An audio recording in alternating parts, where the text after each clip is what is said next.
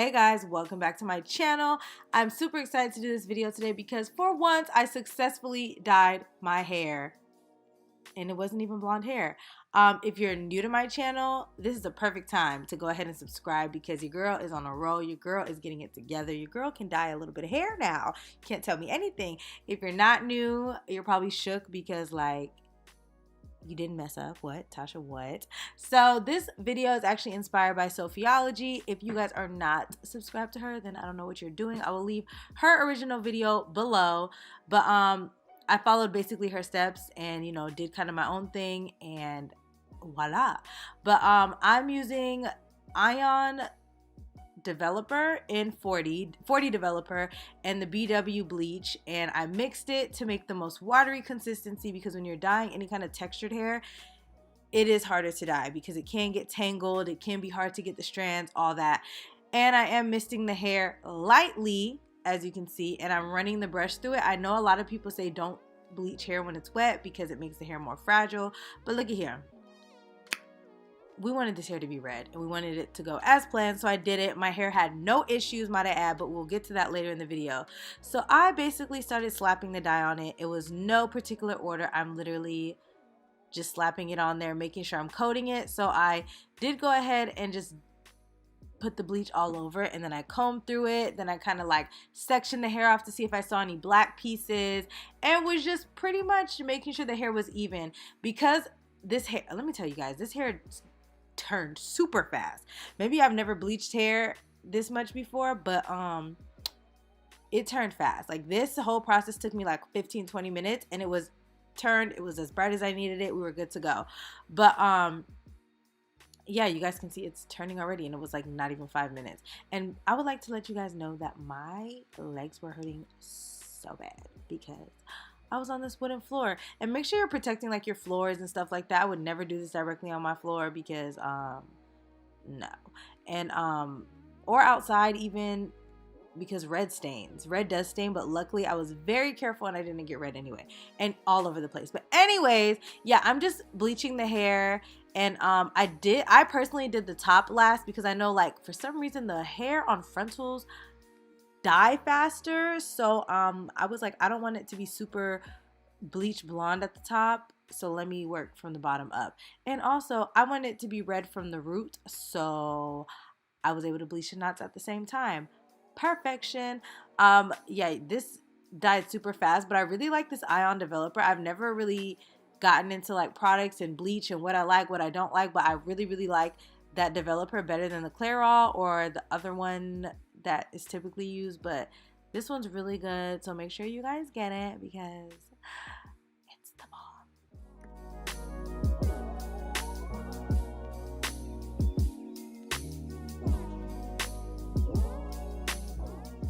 So just make sure that you've really like checked the hair, make sure that all the hair is coated with bleach so you don't have any black blotches, splotches, any of that. I can't give you guys a time on how long I left the hair on because honestly all hair is going to be different. If you order from YGwigs, then you know we on the same page, but all hair is different and it changes differently. I've had hair and I've used 50 developer and it did not turn, and I was like, what's happening? So it just depends, but I honestly think I left it on for about 15-20 minutes, and that was like from start to finish, like from me putting it on to me right here washing it off. So I am first rinsing off the bleach developer, whatever you want to call it, and I'm just making sure all of it is out as much as I can, and I'm just showing you guys how the brush is still brushing through the hair with no problems. Like, you know, normally when you bleach hair, people assume that it's damaged. I had no issues. So I did go in and I went in with the Palm Olive dishwashing liquid. I know a lot of people use Dawn, but I had Palm Olive, so that's what I use.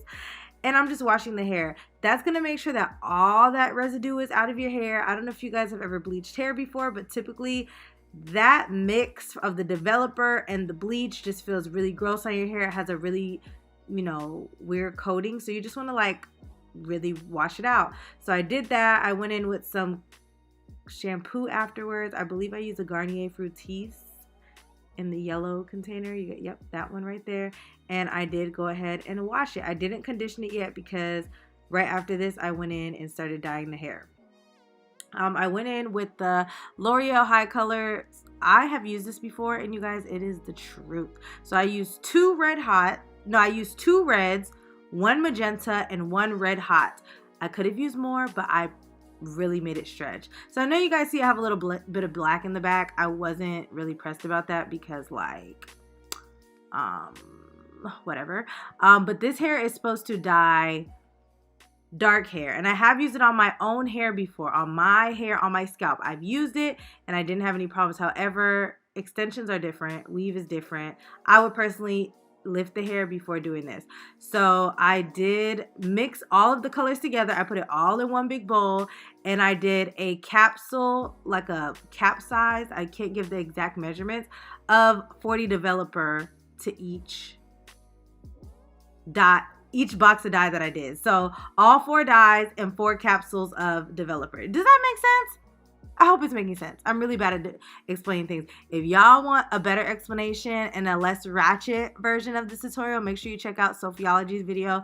It will be listed below, because also, I don't know if my camera was off, but I was not able to show you guys how I dyed the frontal, because I do have the frontal pinned up, and dyeing the frontal is a lot different because you don't want to get dye on the lace, and it's just a whole task. Personally, if you guys are going to go over and watch Sophiology's video, she did not apply anything to the lace as far as I know, but I applied Got2b spray and I applied Vaseline. That will ensure that you don't get any dye on your lace. That's for any color, whether you use black, blue, green, always coat that, okay? That's what I do. That's a trick that I've learned, and it doesn't work. So I still took my time with the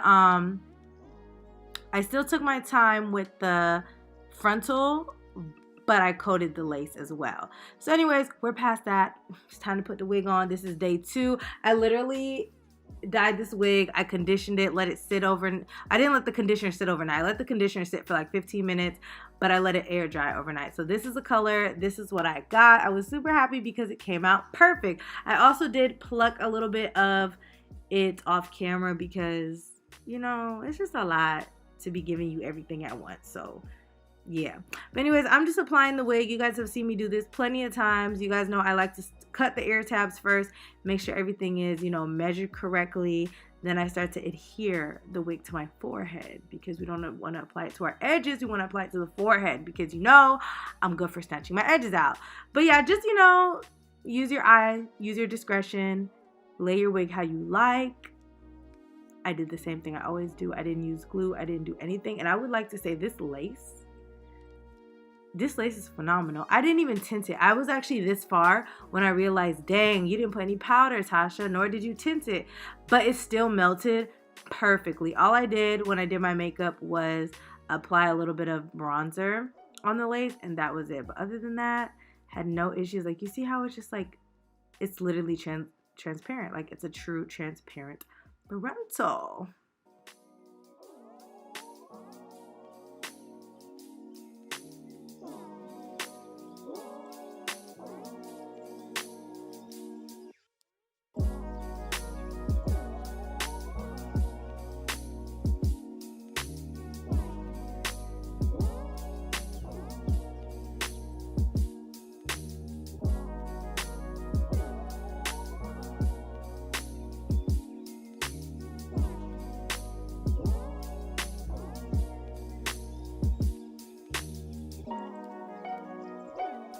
So once I cut the lace and made sure everything was in order, I just wanted to see, like, okay, do you want to do a side part, Tasha? Or, like, do you want to do, like, a middle part?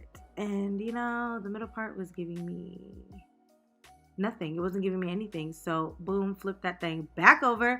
And I decided to do a, like, flip over kind of thing. I didn't do a side part. I don't really like side parts all the time, especially with, like, curly deep wave hair. I prefer flipped over. It just is my thing. I've been doing a flip over method forever. I can do a flip over method quick weave with my eyes closed.